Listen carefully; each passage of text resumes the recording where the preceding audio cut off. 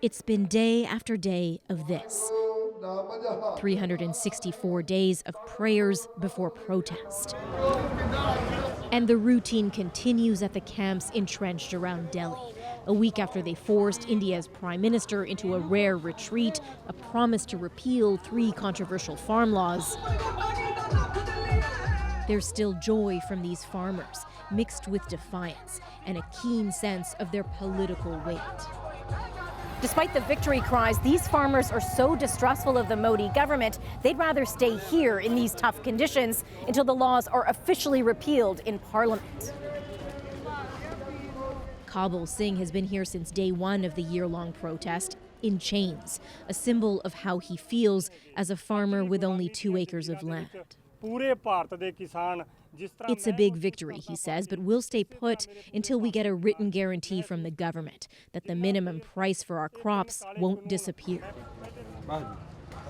That same resolve courses through Hardeep Singh's veins. He's been running a community kitchen at the camp through the stifling heat, the pouring rain, and the cold winter months.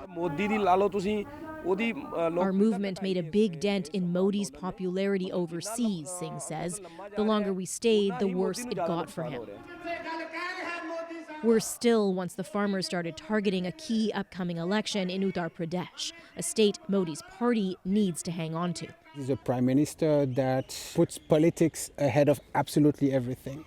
Electoral consideration always trump policy considerations. And so a leader who never admits to missteps offered a rare apology last week, sort of.